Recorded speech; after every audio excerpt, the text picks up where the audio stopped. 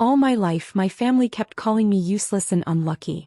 My sister, beautiful, lucky, and my brother were the family favorites. At a family party my grandmother pointed at me and said, "This is the one we ignore." Then a stranger stepped forward. Everything went silent. Grandmother fell down and said, "This can't be possible." The whole room laughed when my grandmother called me the family curse. 10 seconds later she was on the floor begging me not to open my silver locket. My name is Emily Carter, and for 25 years, my family treated me like a stain on their perfect name. In Charleston, South Carolina, the Carter mansion looked beautiful from the outside. White pillars, iron gates, rose gardens, chandeliers bright enough to make every guest feel rich. But inside that house I was invisible. My sister Madison was the princess. Golden hair, perfect smile, always lucky. If Madison entered a room, people turned to look. My brother Tyler was the golden boy. Grandma Margaret called him the future of the family, before he even learned how to earn anything. And then there was me, Emily, the unlucky one, the mistake, the girl they blamed whenever life went wrong. If it rained during a family picnic, Grandma said, "Emily brought the bad weather." If Madison lost a pageant, she said, "Emily's energy ruins everything." If Tyler got into trouble, she said, "That girl is a bad influence." I was 5 years old when my father died after a fire in the east wing of our mansion. I barely remembered that night, only smoke, heat, screaming, and a phone in my tiny hands. But Grandma told everyone the fire started because of me. "Some children are blessings," she once whispered to me, "and some are warnings." The only thing I had from my childhood was a silver locket around my neck. I never knew who gave it to me. I only knew Grandma hated it. Every time she saw it, her face changed. Not angry, afraid. Once when I was 12, I tried to open it. Grandma slapped my hand and said, "Never open that in my house." So I didn't. I learned to survive quietly. Christmas, Madison got diamond earrings. Tyler got a car. I got a plain sweater with the tag still on sale. In family photos I stood at the edge. At dinner my chair was closest to the kitchen door. On my 16th birthday they spelled my name wrong on the cake. And still I stayed. Because sometimes the people who hurt you are the same people you keep hoping will love you.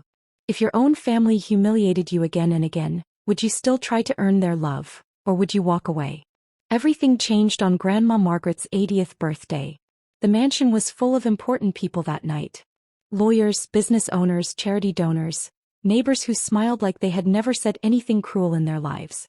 Madison wore a gold dress and looked like a movie star. Tyler stood beside Grandma like a prince waiting for a crown. I wore a simple navy dress I bought myself. No one spoke to me. Then Grandma stepped onto the small stage in the ballroom, holding a glass of champagne. "Tonight," she said, "we celebrate the Carter legacy." Everyone clapped.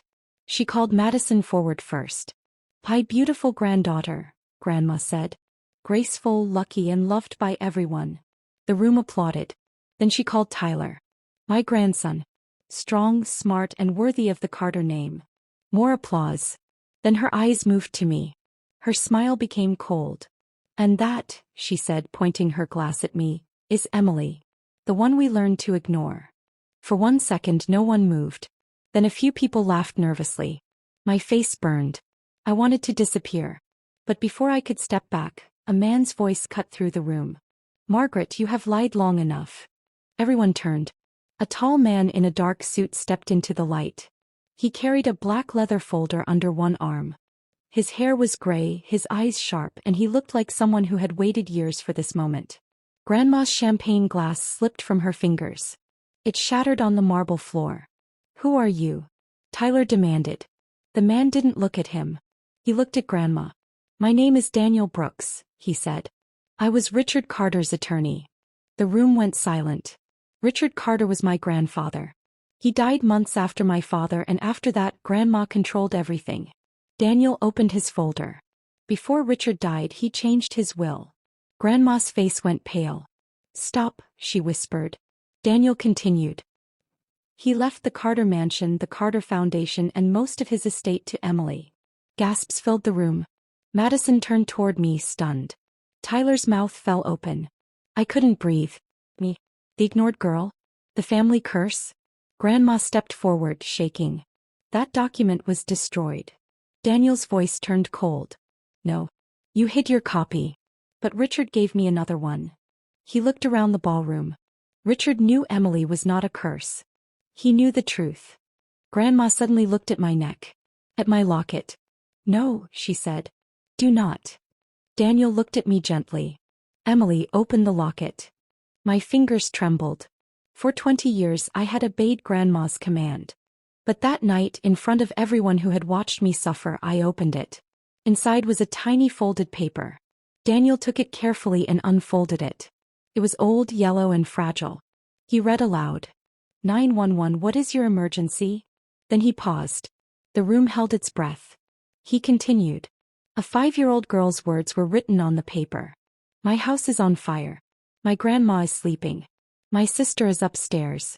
My brother is crying. Please come fast. Please don't let them die. My knees almost gave out. Daniel looked at me and his eyes softened. Emily, the night of the fire you saved them. No, Grandma cried, backing away. Daniel faced the crowd.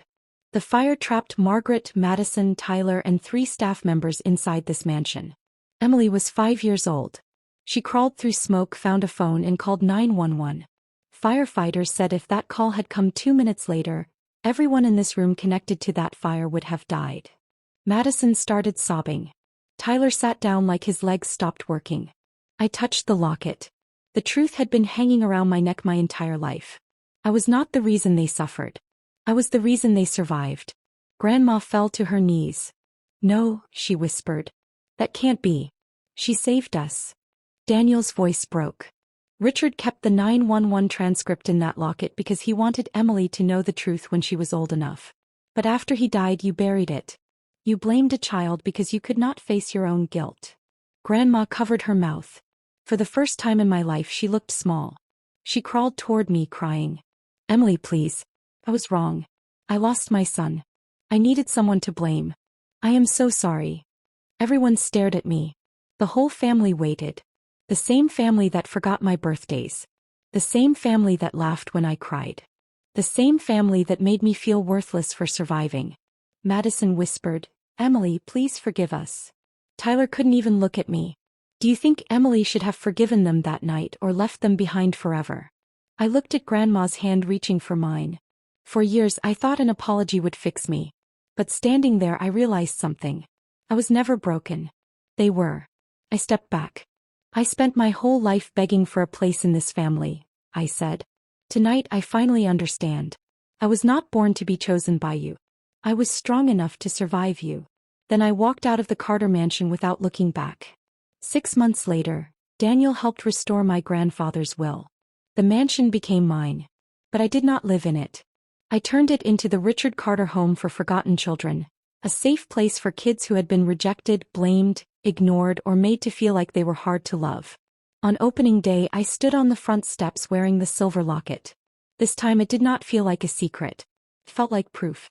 Proof that the people who call you unlucky may be alive because of your strength.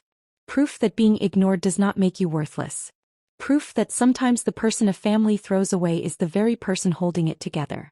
Moral: never let cruel people define your value. Some people will call you a curse because they cannot admit you were their blessing. And sometimes, the one everyone ignores is the one God was protecting for something greater. If Emily's story touched your heart, like this video, subscribe for more powerful stories and comment, Emily deserved better.